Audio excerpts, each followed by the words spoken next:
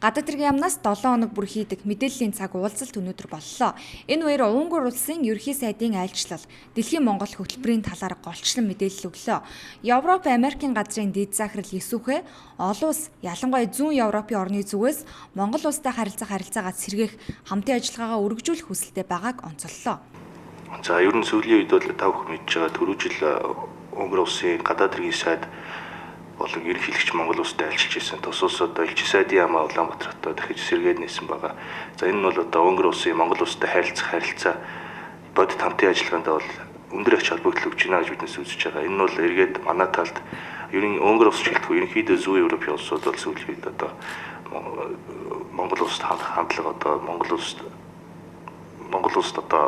улстай харилцаа их сэргээх хамтын ажиллагаа идэвхжүүлэхийг бол зорж байгаа гэж бид харж байна. Энэ бол эргээд манай тал ашигтай хоёр талтай ашигтай байх юм аа. Энэ нь мэдээж Монгол улсад айлчлал хийж хамтын ажиллагаагаа өргөжүүлэх хүсэл тавьсан улсуудтай холбоотой хэмээн тэтгэллээ. Мөн энэ үеэр Унгар улсын ерөнхий сайдын айлчлалын үеэр хийсэн 5 хэлэлцээрийг онцлов. Ялангуяа 2013 оноос хойш яригдсан биокомбинатын төрийн өмчит үйлдвэрийн газрын шинжилэл ажил хэрэг болж эхэлсэн гэлээ. Энэ хүрээнд биокомбинатыг 25 сая $10 хөнгөлөлттэй зээлээр техникийн шинжилэл хийх ажил эхэлсэн байна. Хоёр дахь мэдээлэл бол энэ оны засгийн газрын эхний хуралдаанаар Монгол улсыг гадаадад сурталчлах болон Дэлхийн Монгол хөтөлбөрүүд юм а. Энэ 7 хоногийн засгийн газрын хуралдаанаар хөтөлбөрийг хэрэгжүүлэх зөвлөлийг баталжээ. Ерөнхийдөө хоёр хөтөлбөрийн маань хэрэгжүүлэх зөвлөл нийтдээ 15 орчим хүний бүрэлдэхүүнтэй.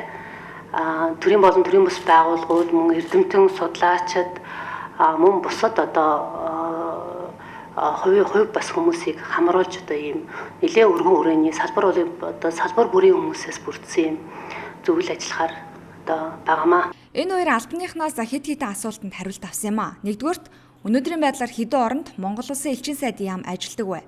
Иргэдэд ямар төрлийн үйлчилгээ үзүүлдэг вэ? Нийт 46 газар элчин сайдын яам, ерөнхий консулын газар ажиллаж байна. За элчин сайдын яам, ерөнхий консулын газараас бол иргэдтэй бүх төрлийн одоо үйлчилгээг хурдан шуурхай үзүүлж байгаа. Үүнд бол одоо жишээлбэл иргэний 8 төрлийн бүртгэл байна. За дурдах юм бол төрсний бүртгэл, нас орсны бүртгэл, гэрэлтийн бүртгэл гэх мэт 8 төрлийн бүртгэл. Нотратын үйлчилгээгээс давхар үзүүлж байгаа.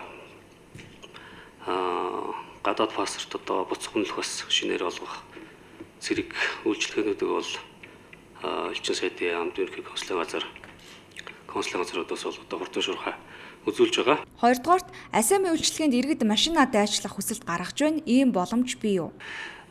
АСЕМ-ийн дэд түвшний улсд болон бусад дагалдах арга хэмжээнд оролцох төлөөлөгчдийн унааны асуудлыг бол үндсэндээ шийдвэрлэхээр бол үргэлжлүүлж ажиллаж байгаа тодорхой эцсийн шийдэлд бол хүрээгүй байгаа. За иргэд болон бусад хувь байгууллагуудын зүгээс бас тодорхой санал өөрсдийнхөө зүгээс унаагаа ашиглуулж болох, хэрэглүүлж болох тийм санаачлага тийм зүйлүүд бол гараад явж байгаа. Тэр боломжит бүх зүйлүүдийг бол ажлын хэсэг дээрээ бид ярилцаа судлаад тодорхой шийдвэр гаргана.